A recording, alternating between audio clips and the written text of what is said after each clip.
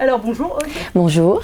Alors comment ça Karine. va après ce TEDx? Voici l'histoire d'un être étonnant, nommé Joie. Dans sa plus tendre enfance, Joie rêve beaucoup, jour comme nuit. Elle rêve de devenir grande. Alors moi j'ai eu l'immense honneur de passer en dernier. La journée à attendre le moment. Du coup, c'est une libération, c'est vrai. Et d'un autre côté, ça m'a donné aussi cette opportunité de prendre le temps de bien centrer toutes mes énergies pour pouvoir être très présente au moment où arrivait mon tour. Voilà, donc ça a été intensément présent, voilà. Et je sors ravie. Toute cette préparation qui a été... Alors aujourd'hui, c'était pas une préparation, c'était vraiment se mettre en état, d'être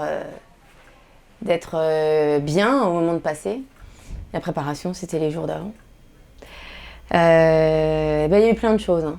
Merci le maquillage, merci le massage, merci d'autres speakers qui sont restés avec moi et qui ont favorisé les échanges. Je suis arrivée très tôt parce que je me suis dit je vais être dans l'ambiance rapidement. Et puis finalement être là très tôt, c'est quand même être aussi dans une énergie qui donne un peu d'attente et donc du trac. Mais voilà, j'ai quand même été super bien entourée. Ça, franchement, cette équipe, c'est un bonheur.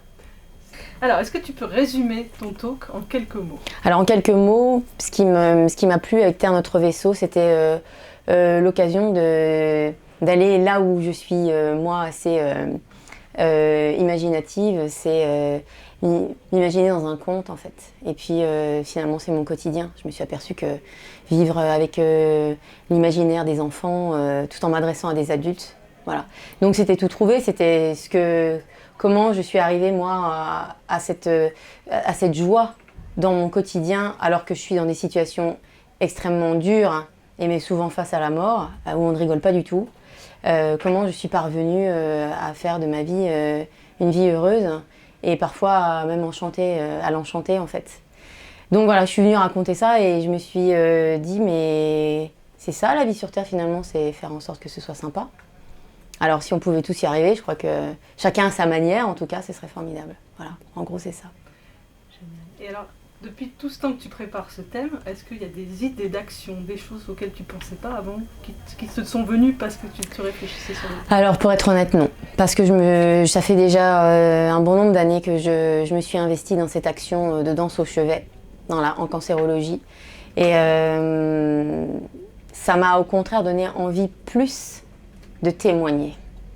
Parce que finalement, je suis seule dans ces chambres. Parfois, il y a les soignants, bien sûr. Mais les proches et les patients, souvent, je ne les revois pas. Et je me suis souvent dit, il faut pouvoir en témoigner, il faut pouvoir ouvrir à d'autres qui feraient comme moi. Et si seulement les structures qui accueillent les patients pouvaient aussi accueillir plus d'artistes. Voilà. Donc, c'est plutôt ça que ça m'a donné envie de faire. Et je me dis que c'est peut-être un début, en fait. Donc ça n'est pas fait, ça c'est une première, mais c'est vers ça sans doute que je vais aller. D'accord, et peut-être un conseil plus globalement en fait pour la planète? Un conseil plus globalement pour la planète, et il y en a tellement, on en a tellement dit aujourd'hui, tout est touché sur cette planète. Je lisais, contrairement à ce que d'autres ont pu affirmer aujourd'hui, que la planète est fragile. En fait, elle n'est pas fragile du tout, c'est nous qui sommes fragiles. Et je pense que la cohérence dont parle Assia dans son prochain thème, c'est super, mais je crois qu'il faut arriver à un niveau de conscience qui est beaucoup plus élevé. Donc moi, je parlerai de conscience. Alors, est-ce que tu t'es sentie grandie voilà. Par cette histoire? Alors, c'est marrant parce que c'est un peu le sujet de mon talk, en fait. Hein, c'est l'histoire de cette joie qui grandit. Comment, finalement, partir d'un état et l'amplifier encore. C'est exactement ce qui m'est arrivé avec cette aventure, parce que je pars d'une candidature où je me sens minuscule, où je vais faire mon petit pitch d'1 minute toute seule. Et puis on arrive au e-pitch, 3 minutes. Alors là, en 15 jours de temps, j'ai déjà pris une bouffée d'ouverture et j'ai dû franchir 3 marches d'un coup. Et là, je me suis dit, bon, tu as 5 mois, initialement c'était fin novembre, mais pour faire 12, 13, 14 minutes, mais comment? Et là, je suis montée en haut d'une échelle sans même m'en apercevoir, j'ai envie de dire, mais ça m'a fait énormément grandir dans ma confiance, dans mon envie de partager, dans mon envie d'essaimer et d'être en relation avec d'autres qui finalement ont des valeurs aussi fortes. Donc ça aussi, ça m'a fait grandir. Il y a quelques jours, mon cher et tendre m'a dit il m'a posé une question que beaucoup de gens se sont posées et qui est très basique. Si on te donnait 1 million d'euros, tu ferais quoi? Vous savez quoi, ma première réponse, et ça n'a rien à voir avec ce que je fais pourtant, mais c'est en lien avec Terre, notre vaisseau, je lui dis, moi, je m'occuperai de l'eau potable sur la Terre. Voilà, donc demain, c'est peut-être avoir des démarches de cette nature-là, m'occuper de la Terre, en fait. Et je m'occupe déjà de l'équipage, comme aurait pu dire Villani, mais on peut aussi s'occuper de la Terre elle-même directement, pour l'équipage. Parce que finalement, cette Terre pour elle-même, est-ce qu'elle a un sens? Je ne sais pas.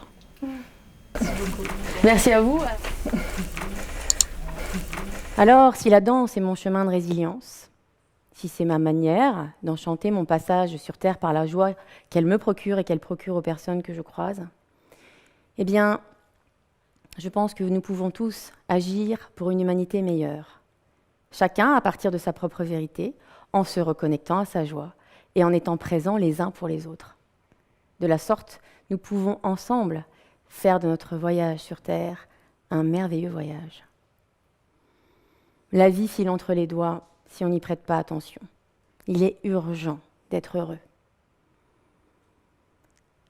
Un jour, un patient m'a dit « J'oublierai tout si je guéris, sauf vous. Et vous ?» Bravo!